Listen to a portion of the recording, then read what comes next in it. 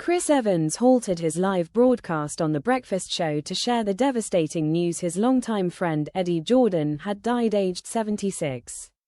The former F1 boss, who had been fighting prostate cancer, died in the early hours of Thursday morning. The Virgin Radio host, 58, choked up live on air as he shared the heartbreaking news with listeners. Eddie sang from the hymn sheet that says, "Live life as deeply as you can every single day, every single day." Because Eddie lived 1,000 lifetimes and he was a real liver of life, he said. And if you really are a liver of life, then life loves you for it and gives you more.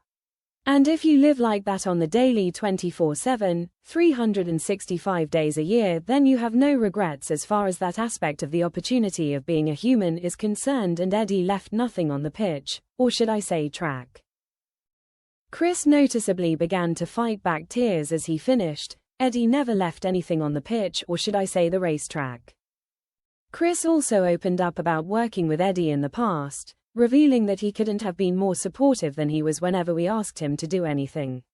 He added, he was always there on hand for AQA, he would literally take auction winners around with him on the Jordan Tour. The radio host went on to describe Eddie as a close friend as he recalled a time when the F1 boss and his wife Marie joined Chris and his other half Natasha for a hike in the south of France.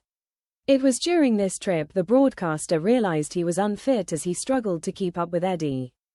Chris went on to urge listeners to go for a prostate checkup, saying, "I mean, he was fit as a fiddle." Clearly he was encouraging us all to get checked because we do know that various forms of cancer, the majority of forms of cancer, are now eminently curable if you catch them early enough, prostate cancer being one of them. Not at all curable if you don't catch them until it's too late, so time is the greatest weapon and it's our greatest weapon against them, and we get a first call on that particular coin toss and you've just got to keep getting yourself checked.